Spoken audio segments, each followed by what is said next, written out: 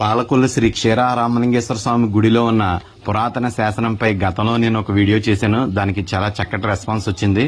కామెంట్ల రూపంలో ఫాలోవర్స్ మిగతా శాసనాలు ఉంటే కూడా చూపించండి అని కోరుకున్నారు. మీరు ఇచ్చిన ఉత్సాహంతో మరొక అద్భుతమైన శాసనాన్ని మీ ముందుకు తీసుకొస్తున్నాను.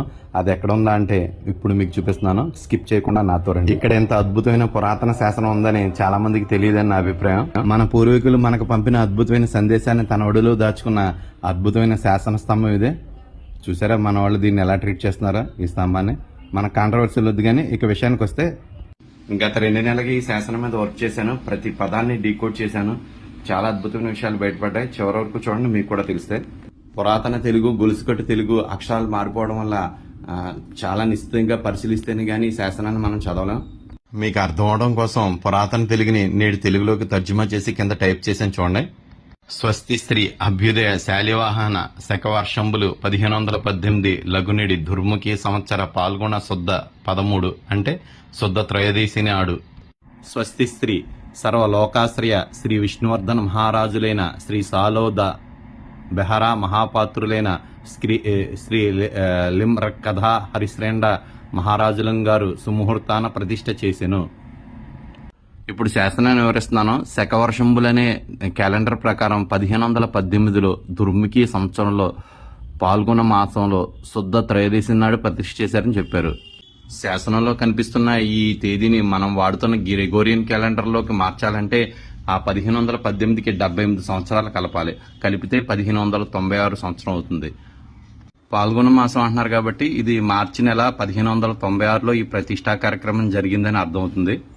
ఈ ప్రతిష్టా కార్యక్రమాన్ని చేసిన రాజు ఎవరంటే సర్వలోకాశ్రయ విష్ణువర్ధన మహారాజు అనే చాళుక్యుల కాలం నాటి బిరుదులు కలిగిన బెహరా మహాపాత్రులైన అంటే కళింగుల కాలం నాటి సామంతులకు గాని సర్వ సైన్యాధ్యక్షులకు గాని ఈ బిరుదిస్తారు కలిగిన లింగధర హరిశ్చంద్ర మహారాజు అనే ఆయన ఈ ప్రతిష్ఠ చేశారు.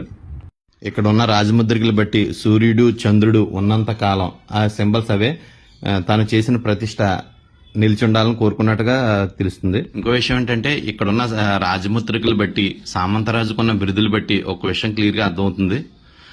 మన పాలకులు చాళుక్యులు, విజయనగరం రాజులు, ఒరిస్సాకి సంబంధించిన కళింగ గజపతి రాజుల ఏలుబడిలో మన పాలకులు ముఖ్యపట్నంగా వర్ధిల్లిందని అర్థమవుతుంది. ఈ శాసనాన్ని పూర్తిగా అధ్యయనం చేసిన తర్వాత సామంతరాజు కుటిలి బుద్ధి బయటపడింది. అదేంటంటే ఇప్పుడు మీకు చూపిస్తాను చూడండి. ఆ లాస్ట్ లైన్ లో చూడండి, అక్కడ శిల్పి పేరు రాస్తారు. నేను పాత శాసనంలో చూసినప్పుడు విటాచార్య అని ఆయన శిల్పి రాశాడు. కానీ ఇక్కడ దాన్ని రఫ్ చేంజ్ చేశాడు ఈ రాజు. మరి ఎందువల్ల? ఇంకో విషయం ఏంటంటే శిల్పి ఎక్కడ రాజు ఏం ప్రతిష్ఠ చేశాడనేది చెప్పలేదు. ఈ శాసనం స్తంభం మీద ఉంది కాబట్టి ఈ మండపాన్ని ప్రతిష్ఠ చేశాడని అనుకుంటున్నాను.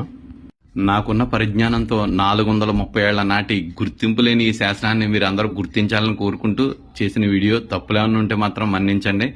అంతటి ఘన చరిత్రను మన భావితరాలకు తెలియజేయడం కోసం షేర్ చేయడం మర్చిపోవద్దు. ఇట్లు మీ ఉదయం ముత్యాల.